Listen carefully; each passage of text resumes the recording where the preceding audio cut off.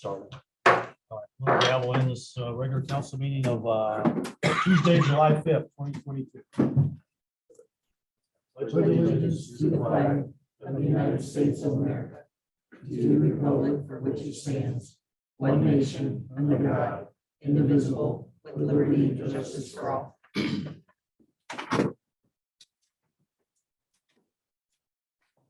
Roll call, please. Mayor Laughlin, Here. Councilperson Sexton, Here. Miller, Here. Dean, Here. Goodweiler, Stulman. Here. Motion someone to approve tonight's agenda. So moved. Second. All those in favor say aye. Aye. The consent agenda consists of the minutes of the June 20th regular council meeting, a special event permit for the 2022 Hoover's Hometown Days, street closures for the Hoover's Hometown Days, a 5-day Class B permit with outdoor service for the West Branch Fire Department, for Hoover's Hometown Days, a 5-day Class B permit for Hazel Haskey, DBA Herb and Lou's for Hoover's Hometown Days. A 5-day Class C liquor license permit with outdoor service for the Down Under for Hoover's Hometown Days. Cigarette permit with Rajan Bata, DBA Jack and Jill. Effective July 15th. And a Class E, Class B, native wine, and Class C beer permit with Sunday sales for Jack and Jill. The approval of destruction of records with Shredded Services. And the claims for July. Give me a motion, please. Any second? Okay, that's a mouthful, so any comments, anyone?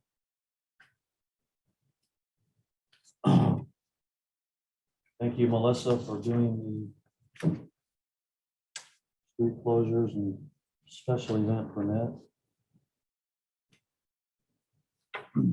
Are these outdoor services, are they fenced in, I'm assuming? Yeah, the sketches are in the packet as well. Who's putting up the fencing? West Branch Fire Department has their, all the businesses are responsible for doing their own. So West Branch Fire Department will do theirs, Down Under will do theirs, and Herb and Lou's will do theirs. Hope the Down Under knows there's a bunch of power lines into that. That don't drive in. You better call one call. I think they usually just use a fencing that Oh, is right, yeah, freestanding. I think you're right. They're not new to this. They do it Yeah, every they, year. if they're doing the same, it's the same sketches every other year.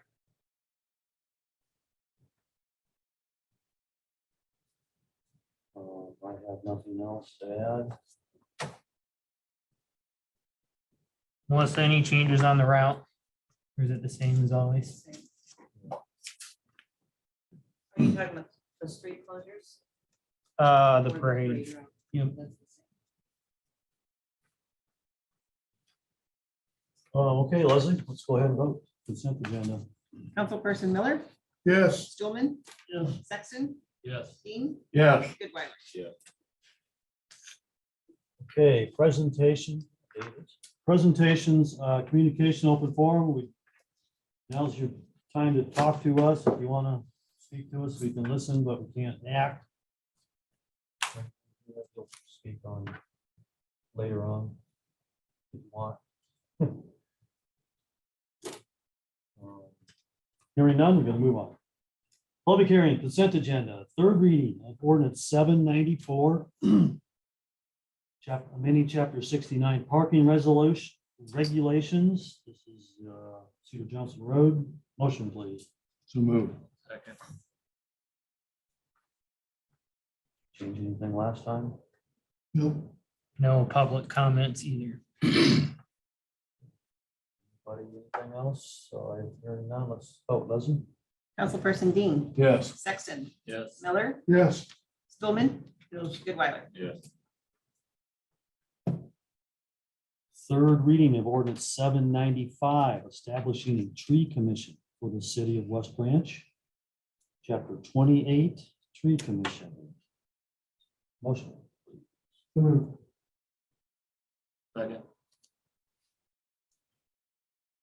This third reading, okay.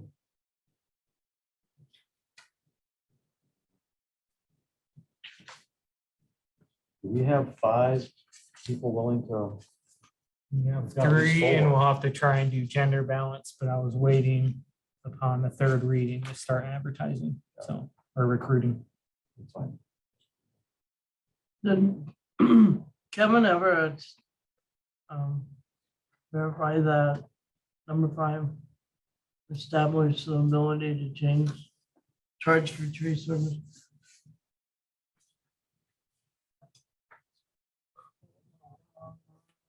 Oh, yes, we can. It just depends on what it's for, but yes, we can establish certain fees if, say, somebody wants a tree requested, if we remove one and they want one back and it's not a part of the city's plan, we can charge them. So yes, depending on the circumstance, yes.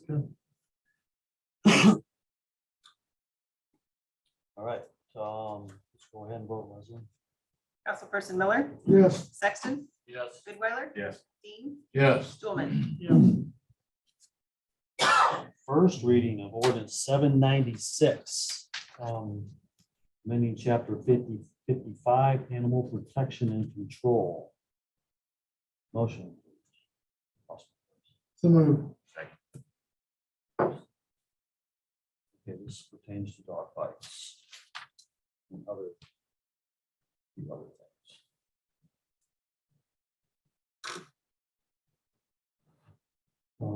So what are we changing in this?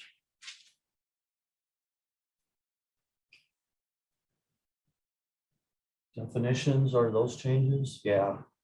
Up to you, please. chief. Alan Byer, Animal Control Commission. Chair, 3 parts to it. First part is a more definition to an injury, which should help the animal control officers when they make a classification. Second part is right now, if a person has a dog and classified and he disagrees with that classification, there's an appeals board. But what it doesn't say is that the person, the offended person, cannot appeal. So just to make it balanced, this allows them to also appeal. And the third part of it is the appeals board as a final decision. Simple corrections. You clarified a lot of things. So, yeah, it's really the definition, and Chief can probably explain why, but based on how our current ordinance was defined, he had difficulty administering a recent dog biting case. I can touch on it a little bit. So the reason why I approached the commission to have them relook at definitions is our code only, it classified it as a serious injury. But we didn't define serious injury. And so it left it to broad interpretation, which made me have to default to the state code definition of serious injury, which is significant, a significant injury, which probably doesn't fit what we needed. So those are why those changes were made. And the importance that the quote unquote victim or the person that was bit by a dog should have the right, if they disagree with the level of classification of that animal, the right to appeal it outside of my evaluation of that situation. So Who's responsible to read the dog bite to discern whether it's? so the chief of police is the chief animal control officer. So I make the determination on classification on how I interpret it with the code on what that behavior is.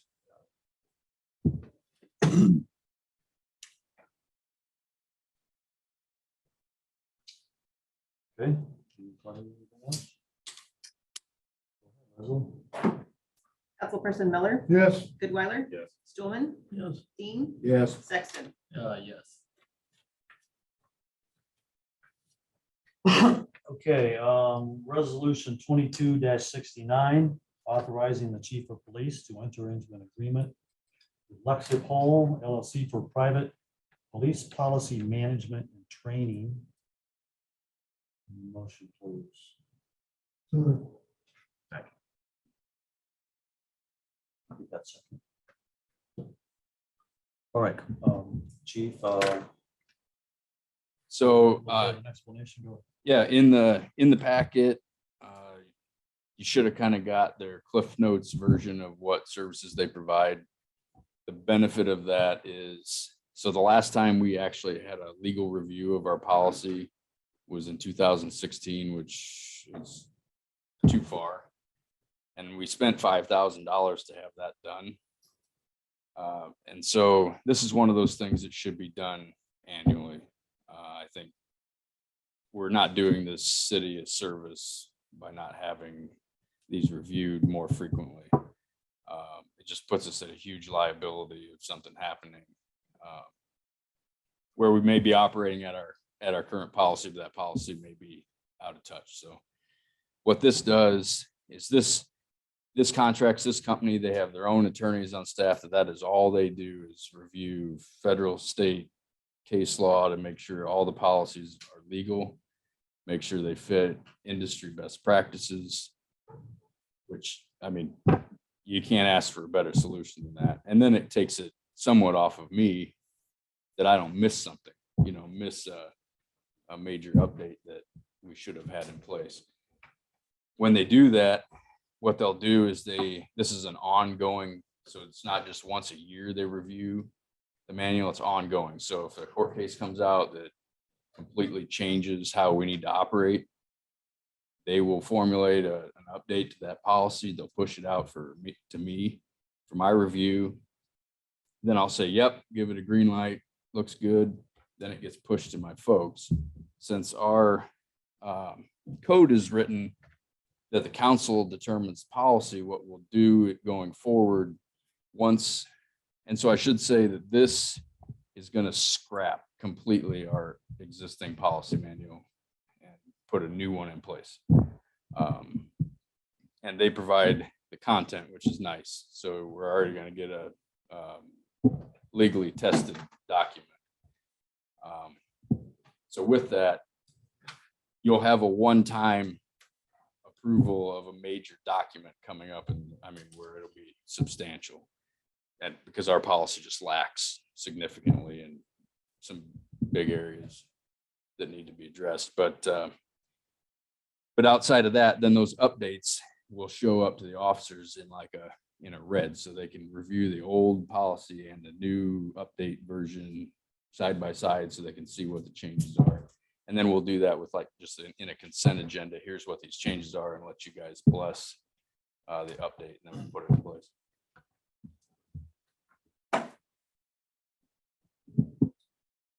Is this a one-year contract, or we will be every year?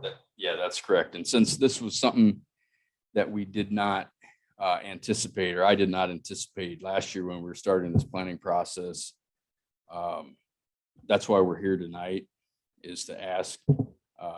Basically, this is an unbudgeted item, so I'm going to overspend a line item. At the end of the year, we'll amend it in, but my goal is to pay for this out of our reserve set aside that we've already got put away. So it's not going to tax the general fund anymore, but then in future years, it'll be just an ongoing cost that we'll plan for. Is it possible to get a 5-year contract instead with a little? I haven't asked if they do that. We do get a discount because I'm a member of the Iowa Chiefs of Police Association. And I should say, it says it in the packet, but for Gregory, we did get a $1,000. Heidi applied and got $1,000 grant from ICAP to help cover the cost of this.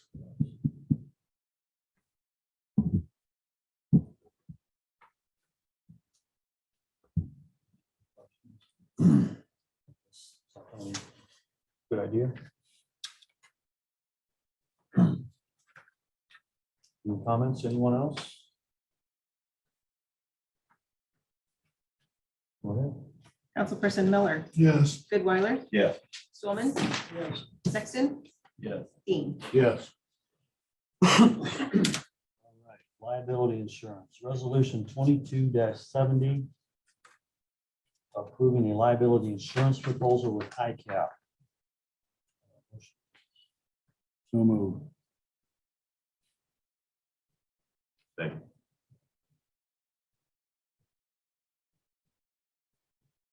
This insurance is for auto. This insurance is for liability. For General, everybody, liability. staff, council, Right. all that stuff. Yep.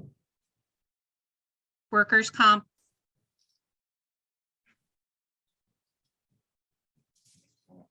It was about a 20% increase.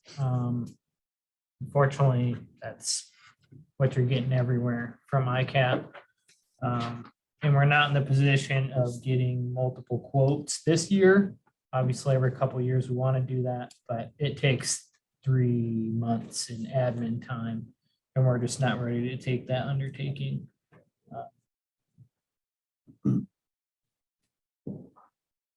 So this is renewed annually. Correct. Correct. How much of this was in our budget? I'm sure it's slightly over what I anticipated. I think I did like a 15% increase if I remember. So it is a couple thousand over what we budgeted. But we do have cushion. It goes under the employee benefit line item. So there is cushion in that line item. It's 100,000 or so we're sitting on in that. So if we're a couple thousand over, we're fine.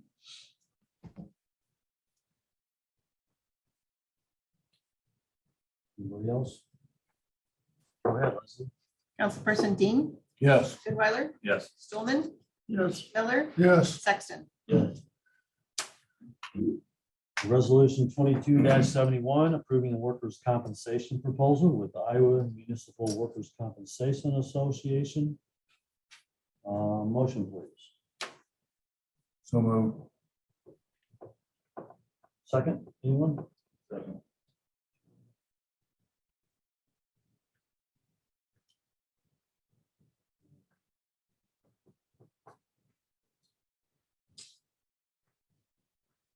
It seems rather pretty low, actually. Down. Roger, it went They're down. by far. Iowa Municipal Workers' Comp is by far generally always below everybody else. I did quotes in my last city and it was by far lower than everyone else out there. This covers elected or appointed officials. Worker comp claims. Okay, any comments, one? Anything? Let's vote, Leslie. Councilperson Dean, Yes. Sexton, Yes. Stulman, Goodweiler, Yes. Miller. Yes. Okay, city council procedural rules. Ethics, standards. How come we're not adopting this now? You already adopted it. Unless you want to make changes to it. I'm just repeating your old rule.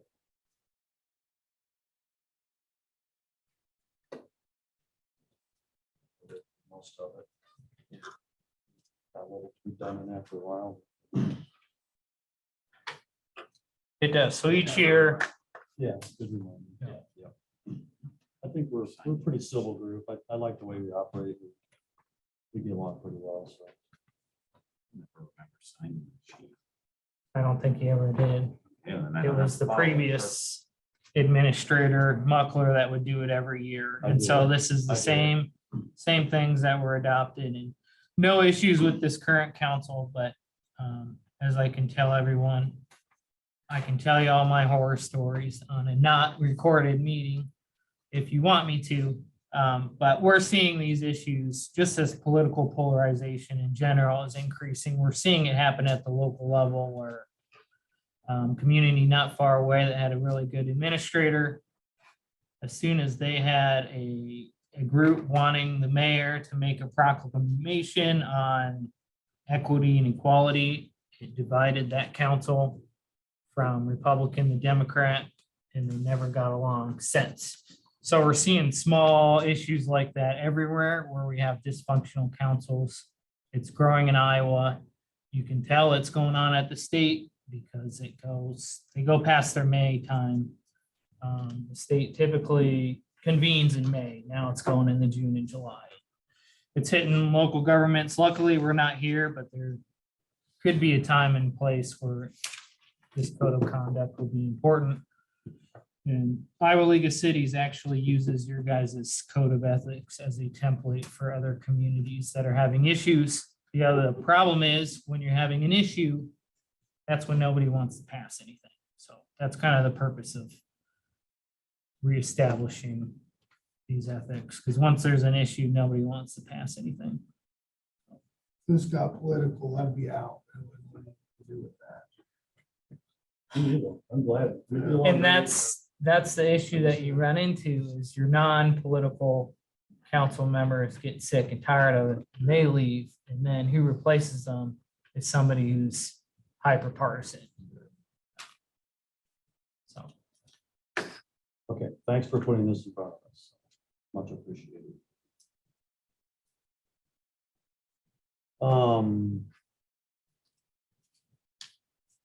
Let's move on to city council goals and priorities.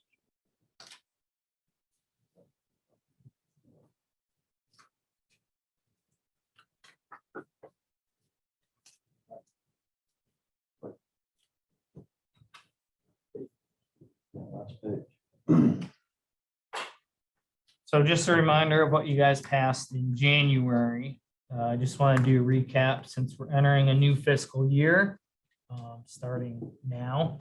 Wanted to recap some of the goals. We're still working on capital improvement plan. That meeting is going to be next council meeting at 5:45 p.m. We'll have a work session.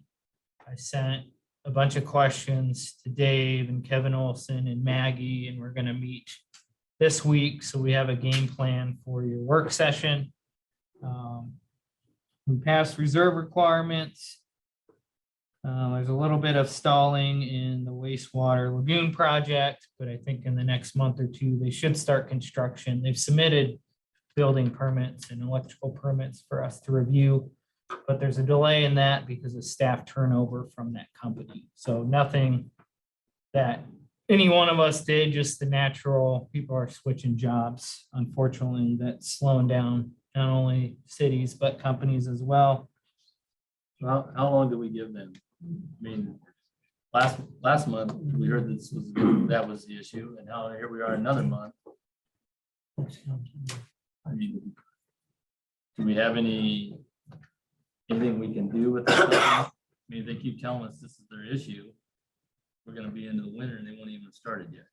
So what businesses can prove is they can prove they're making a good faith effort. They have met with staff internally. They have asked us additional pre-construction conversations with us and had meetings. And if they start moving equipment, if they start at some point digging, as long as they are making a good faith effort, it's really hard to penalize them. And so the fact that they've stepped in and have had extra meetings, it saves them a little bit of extra time, but go for it. Okay, Yeah, they're moving. there you go. So they started moving dirt, so. It's a holiday. Had it off. I don't. Yeah, they've been moving dirt and brush pile. Okay. I guess I don't have anything to add to the capital improvements plan. I would like to discuss the Wapsie Creek widening project. Because we kind of set a timeline that the project was supposed to be shovel ready by April 1st. And maybe that was an unrealistic goal. I get that. But here we are in July now, another fiscal year. And theoretically, we're not any closer now than we were 3 or 4 years ago. I would Impact argue 7G we is are. still working on it. Are we as far as what we'd like to be with you guys having this conversation 7 years ago? No. But I would argue that we do have a grant secured. Impact 7G has been to the site multiple times. I know they're close to being done with their study, if they're not already done. I don't know what was done last week. Dave can speak on behalf of that. But we can't even start. Go ahead, Dave, whenever you're ready. Sure, yeah, we can't really do anything until we have our plans in place with Impact Oh, 7. no. You have to mesh those in with what we Dave, you have. want to give us a report on, He's trying, there's nothing coming through. I was gonna have to bring it up at his engineer. Something with that speaker. That's what I wonder. How about now?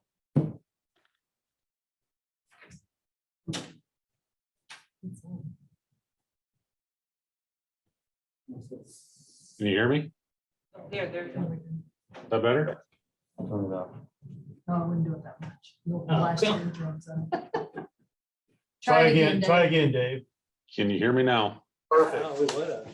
All right. So as Adam mentioned, we are waiting for Impact 7G. That sponsored project funding that we received does require certain steps that we have to follow. And as you recall, when we looked at the agreement with Impact 7G, they had quite a few steps they have to get through. They've done a lot of the investigation. We did send them the HEC-RAS model of what we had done for flood protection, so they can merge in what they're doing with their stream channel improvements. And we are planning to meet here this month, hopefully in the next week or two, to go through what they have laid out. We'll have to meet with the property owners in order to identify the impacts, if they're anything more significant than what we are planning to do with the flood protection improvements. And we'll be moving forward with both of those projects concurrently once they get their end brought up to where we are currently with the flood protection.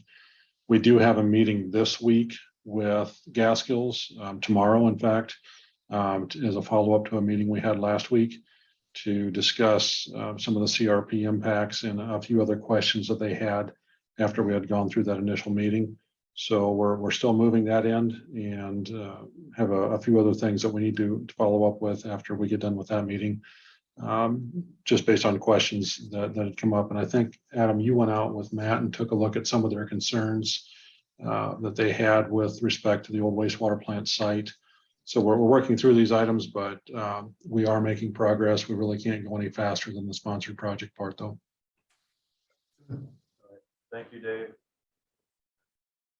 So what's your projection on moving dirt?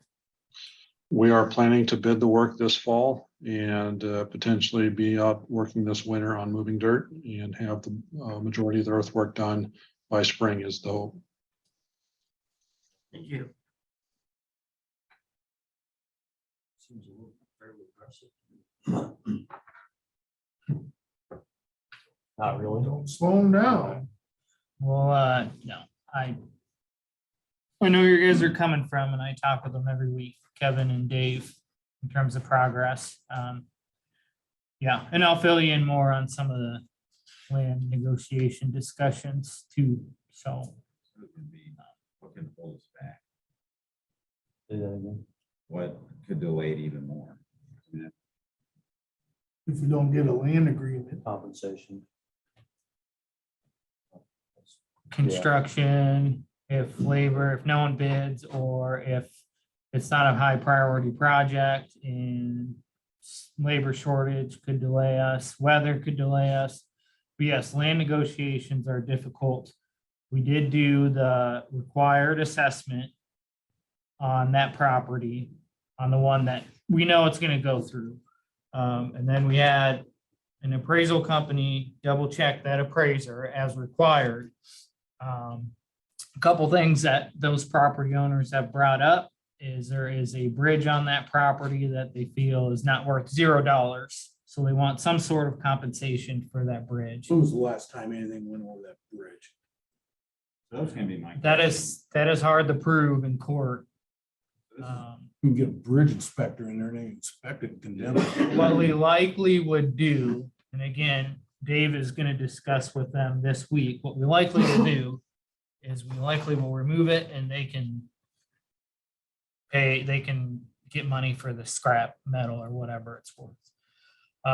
There are also lots of walnut trees on that property. And so I'm pretty sure they're gonna ask for compensation on walnut trees. I don't think they're protected, but those property owners have talked to state governmental agencies to try and slow down removing those trees. And Dave is researching that, but he does have a meeting this week with the Gaskells in Coralville. I shouldn't have said their name, but anyways, he does have a meeting with them. So, Okay. Just more for my question, I mean, we kind of went to route to essentially avoid them. How are they back in it? They have certain, Certain rights with the eminent domain thing that we did? correct, and we have to Compensation. give them fair So compensation. then, if it's been assessed and assessed twice, And those why do we assessments have to do it a third time because they like walnut trees?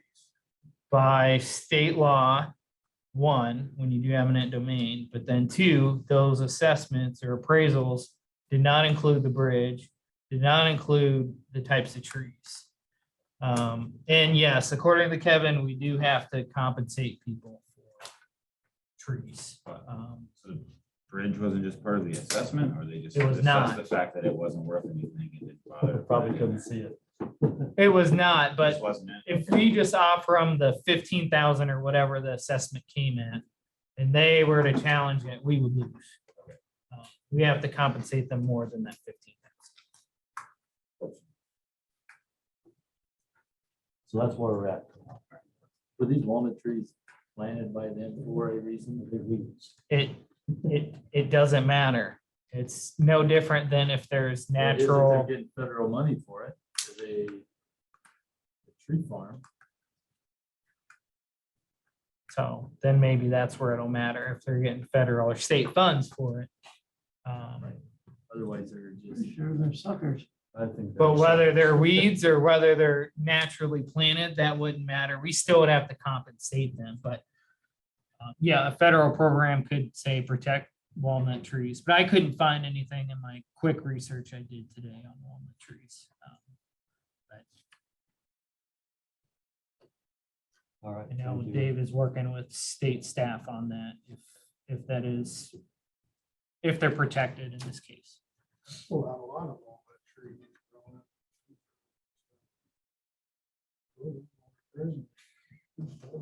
I still I put one in my yard. Planted 500 when I was a kid. in that.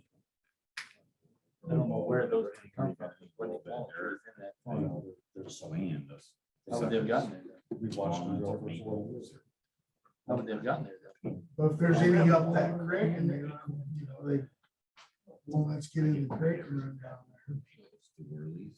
So, yeah, I would say I hear you and I'm doing my job to pester both Kevin and Dave, and they know that. Land negotiations are tricky, especially when you're considering eminent domain. They get tricky with state laws here in Iowa. All right. With that, let's move on to the city administrator report. If you have anything. I will be in training next week, but I'll be accessible in southern Iowa. So should be able to get a hold of me. Talked a little bit about the CIP meeting. That's going to be next council meeting at 5:45. Does anybody, Roger, are you going to go to Waterloo for Iowa League of Cities or any council members? Yeah, I was gonna go to something in Waterloo. September 28th through 30th. there was a mayor's get together on one of those mornings. I was gonna go to Okay. that. And I'll probably just stay the whole day. Okay. But I don't know if I'll make a second trip up on a second day. Okay. That's in September, right? Correct. But I was gonna sign you up now while the Yes, please. discounts are Please. there. So, I'll have to look at the agenda and see if maybe there's something I want to learn. yep. And then city shirts, we want to get their shirt sizes at the end of this meeting. Okay. We'll do your shirt sizes at the end of this meeting. We should probably do new shirts too at some point too, with the new logo. So, and I know some of you don't have shirts. So just give us your shirt size and we will figure out a way to order shirts. Don't leave until you get somebody with shirts on. That is it on my end. Okay, Dave, have you got anything else to add?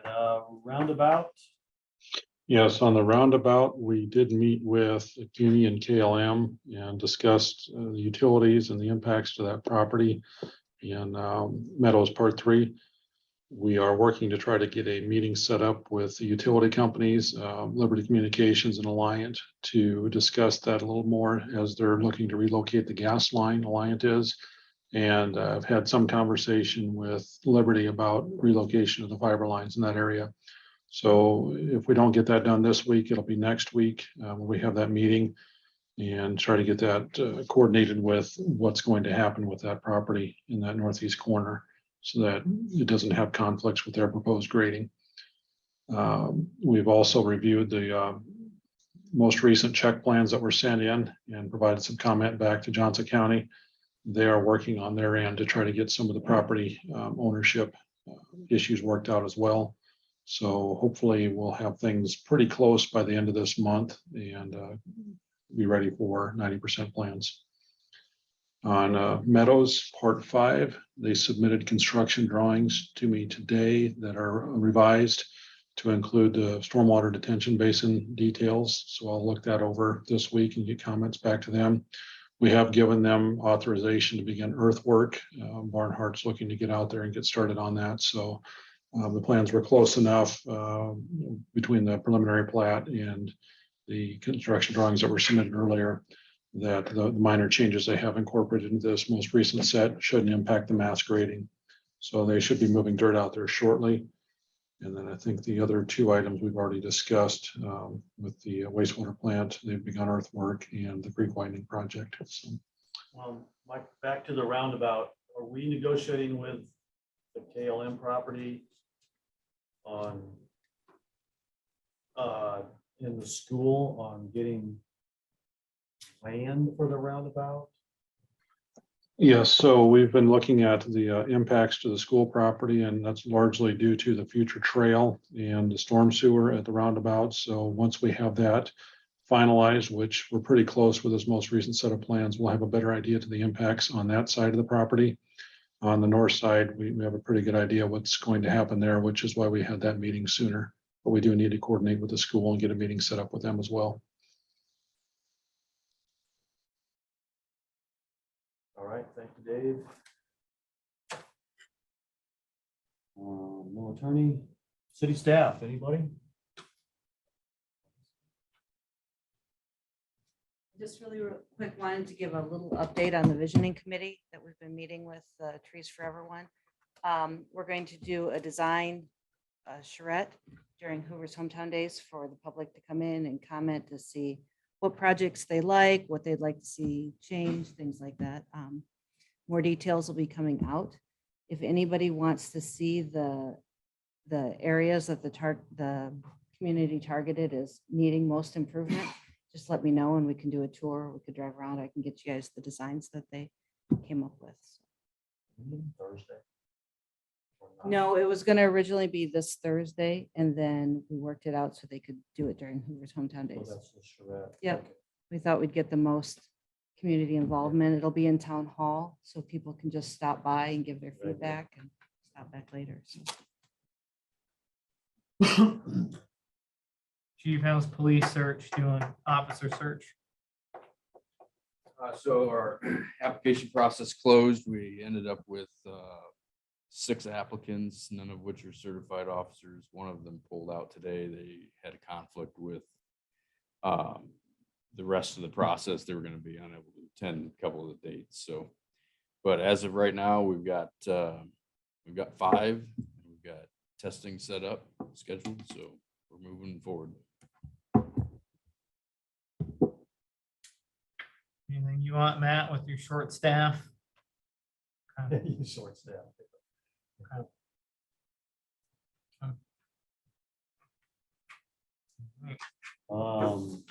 Mayor and council. I